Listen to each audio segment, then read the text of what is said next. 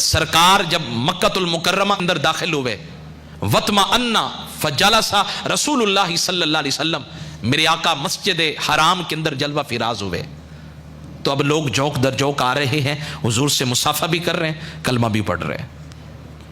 اب اسی اثناء کے اندر میری طرف چہرہ اٹھائیں گے تو سمجھ آئے گی۔ اتا ابو بکر بی قحافہ رضی اللہ تعالیٰ عنہ، جناب ابو قحافہ کی آنکھیں نہیں دیکھتی تھی، نابینا تھے۔ جناب صدیق اکبر رضی اللہ عنہ اپنے بابا جناب ابو قحافہ کا ہاتھ پکڑ کر حضور کی بارگاہ میں لا رہے ہیں۔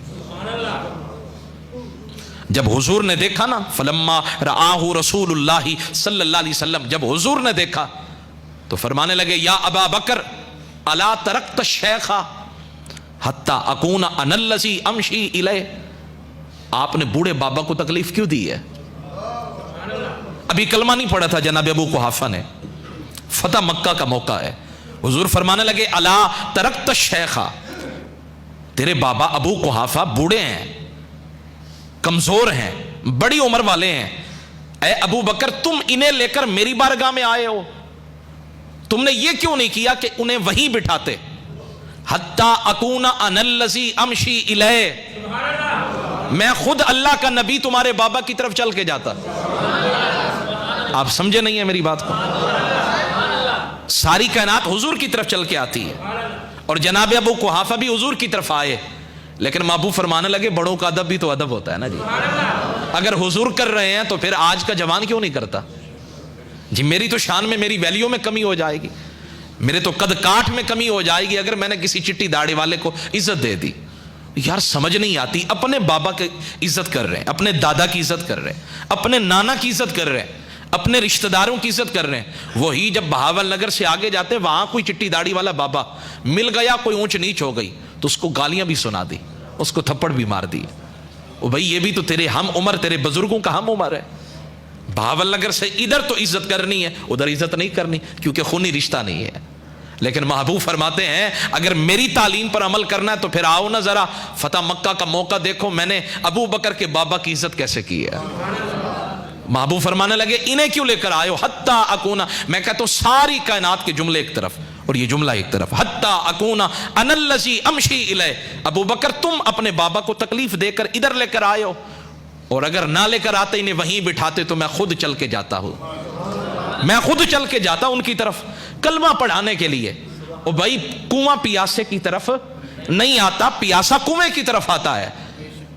لیکن محبوب فرمانے لگے جس کو پیاس لگی بھی ہو وہ نہیں آ سکتا تو ہم خود جائیں گے، ہم جائیں گے، پیاس اس کی پوری کریں گے۔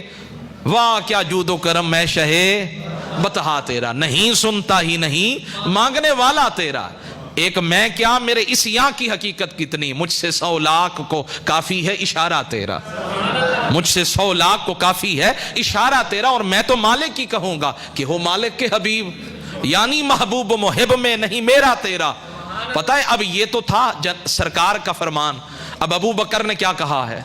یہاں مچل جانے کو دل چاہتا ہے، کہنے لگے حضور بابا اپنی جگہ پہ، سرکار اپنی جگہ پہ، یا رسول اللہ ہوا احق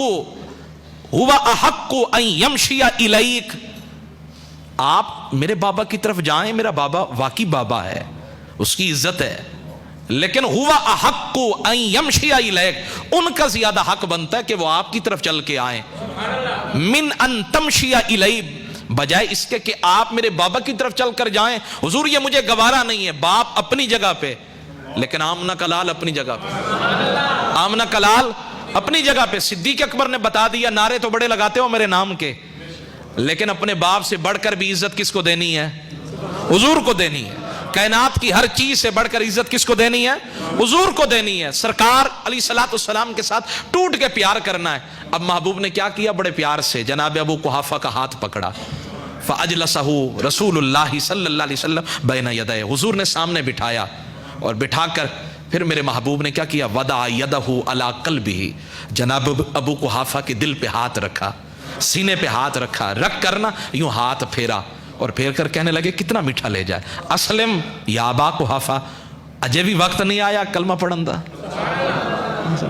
یا ابا قحافہ اسلم، ابھی بھی کلمہ نہیں پڑھو گے؟ اب تو پڑھ لو نا۔